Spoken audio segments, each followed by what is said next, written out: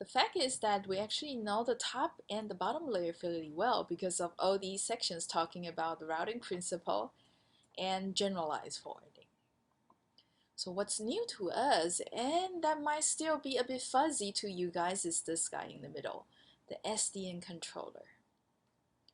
So this is the operating system of the entire Sdn network. Just like the operating system for a computer system, it's the manager of all the hardware software components of that computer system. Sdn controller is the manager of the entire Sdn network.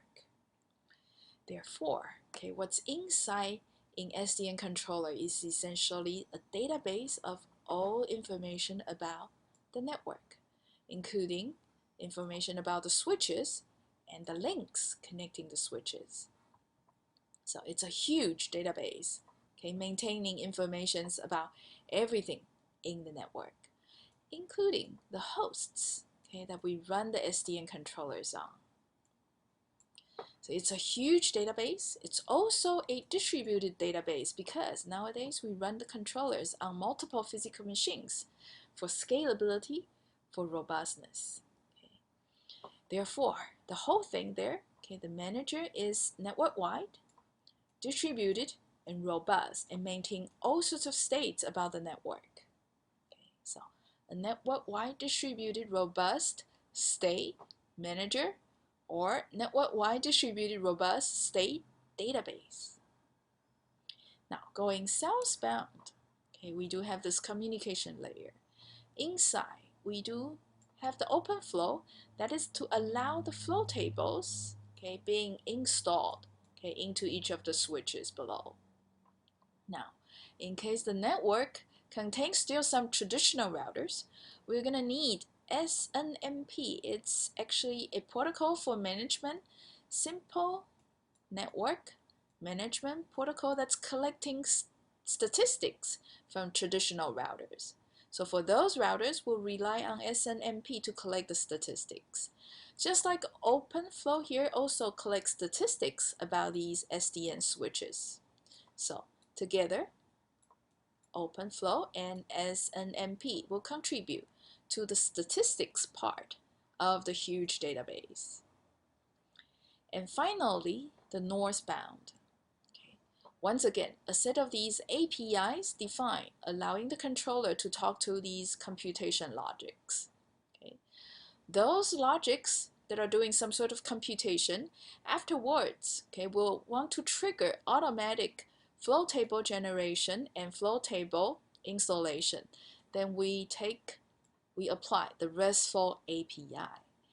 Those configurations of the routes, that is more up to the network admin, so more manual configuration, more policy-based configuration, then we'll use the intent APIs. So these APIs are there, allowing the controller to trigger some of the computation components to start execution. It would also allow the computation components to communicate back what the routes are, what the flows are. Therefore, these components can talk to the flow table, install the entries, and therefore, Openflow here can take the flow table and install into these switches.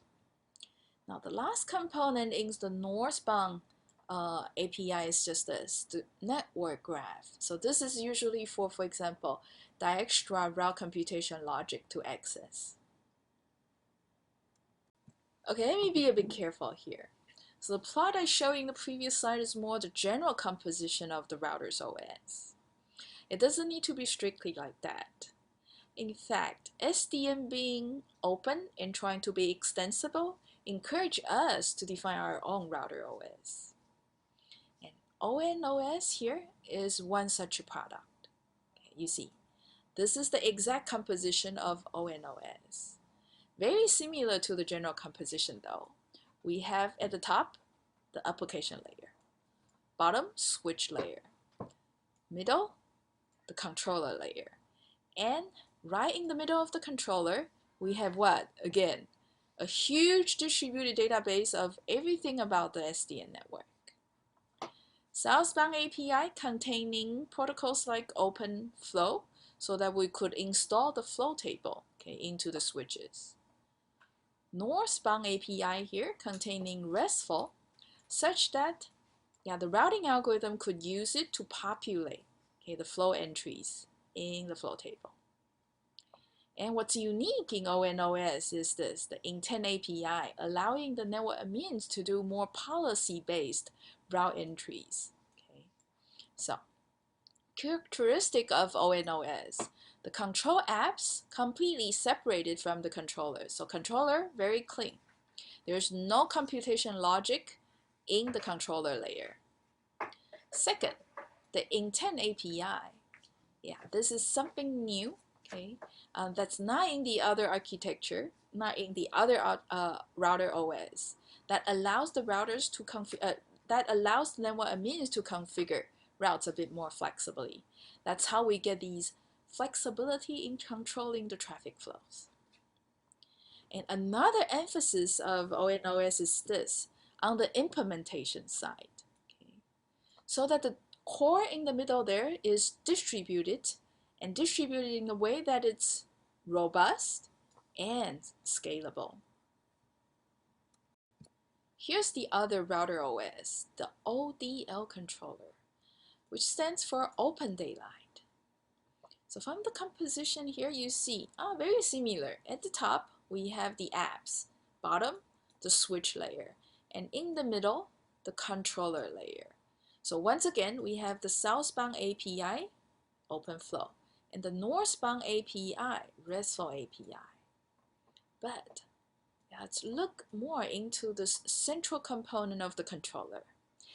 Yes, there's this distributed database as well, right? So we store information about the switches, about the links and how the links are connecting switches, about the host running the controller.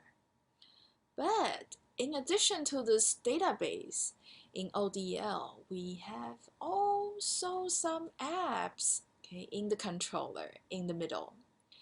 And to enable communication between these apps in the controller to the database, we have yet another communication channel here, the service abstraction layer. Okay, so this is the communication protocol allowing exchange of data and the results of computation between the database and the apps in the center.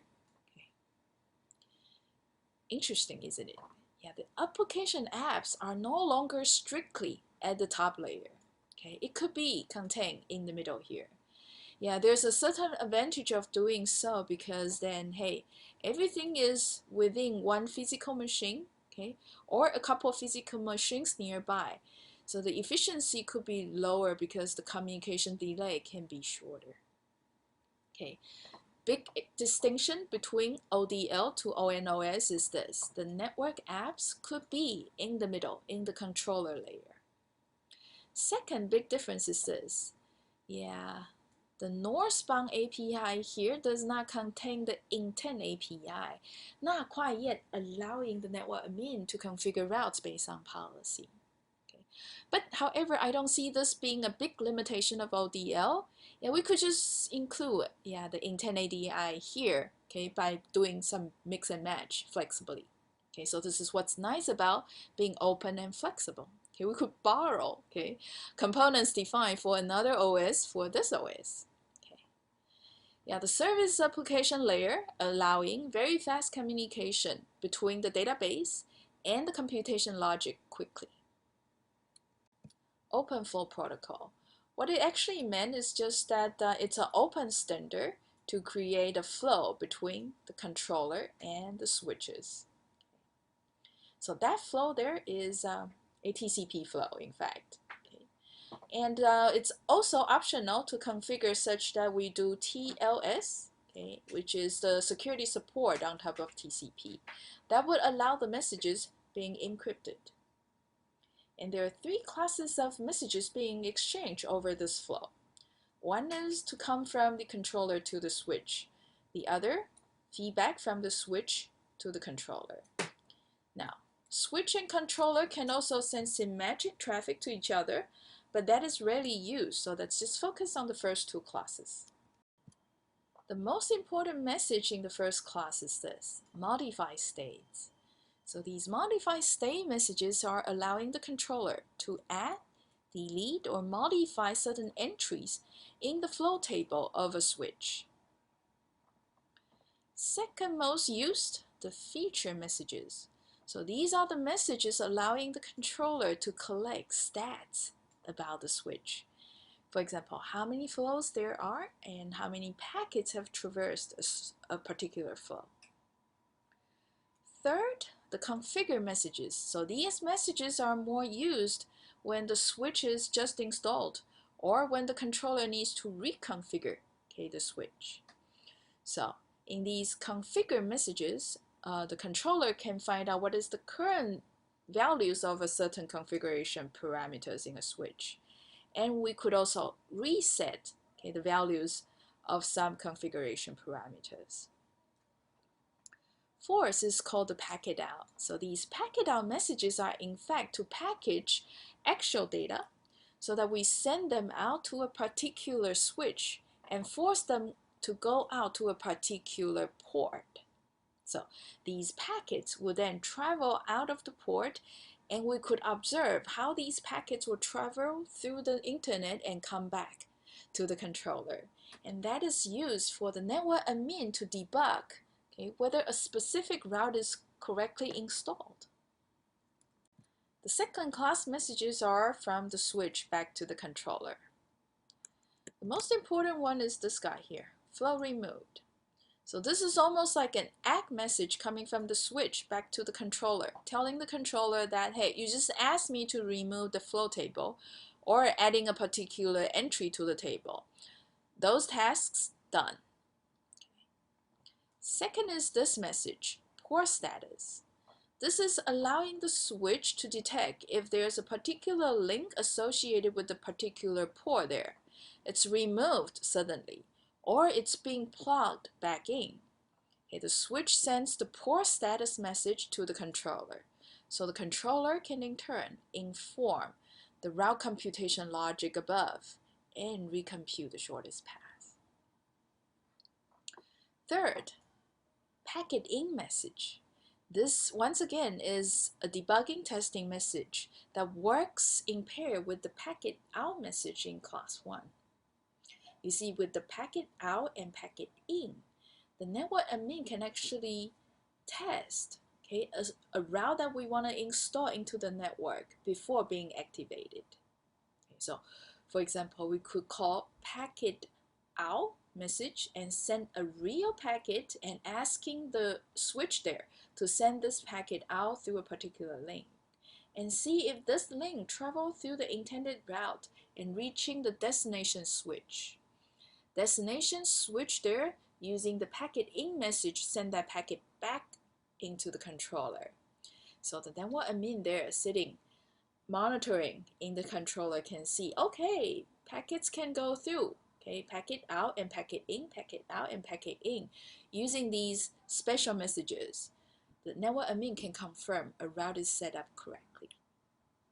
Oh, and by the way, the network admin there do not program using Openflow specifically, do not generate these Openflow messages themselves. Instead, they actually sit at the higher level using the intent API. So those are higher level abstractions. So there are also graphical interfaces allowing the network admin to do that. So no worries. Let's walk through an example to show how these components in the SDN stack interact.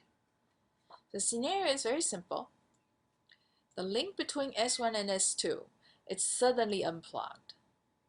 And so you see here, S1 is going to detect there's a link failure and generates Openflow port status message to the controller. And when the controller receives such a message, it's going to update this part of the database, the link status. So link state info, this part of the database, updated. And as a result, the controller informed further up, right, to the computation unit, to the Dijkstra routing computation unit. And so Dijkstra here can restart the computation but requiring the topology information and the link cost information to finish the computation. So for here is to trigger, to query the link state and the topology info. As a result, new routes computed. So what we do next is, using the northbound API to send back all the routes, new routes, to the controller.